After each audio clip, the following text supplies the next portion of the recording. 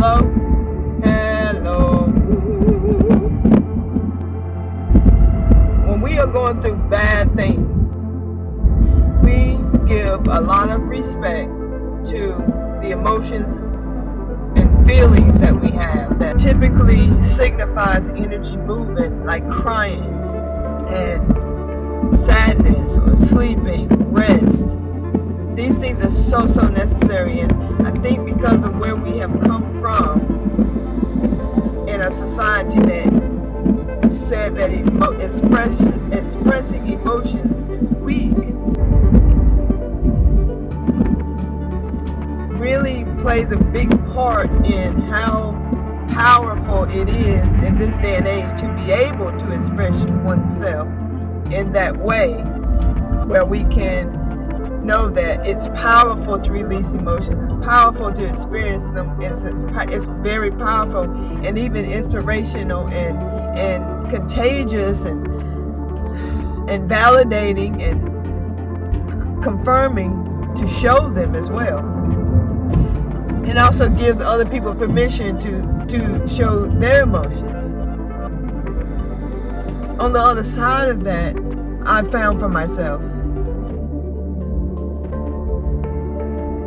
in comparison,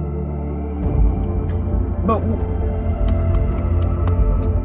what I have also found is that in times of happiness, we never delay sadness to linger on the happiness. When's the last time that anything good happened to you and then something bad happens to you and you said, oh no, I don't have time, I don't really want to be sad right now because I'm too busy being happy? You know, I think the most common would be, you're not about to ruin my good day, you know. But we don't prolong happiness enough for it to catch traction and momentum so that it brings other things like that to us. And if we dive into the definition of the law of attraction, the law of attraction is what you continuously do and give your power and energy to is the thing that you get the most of. Whatever is tipping your scales will continue to tip your scales until you play an active role in tipping it in a different direction, until the numbers balance and eventually tip. And that's why balance is so important to me, because when I'm balanced and I can lean either way, I can tip a bit just to let out tears, but I can gain my balance. But if I tip too far in the tears, I fall off, and now I got to get back on and regain my balance.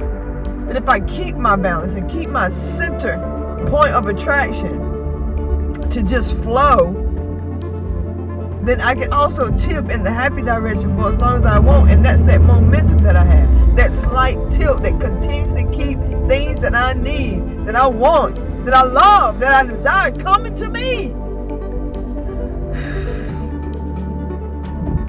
Yes, we need to feel emotions so that they don't tip us. We need to tip into our emotions so that they don't tip us over. But we also don't need to delay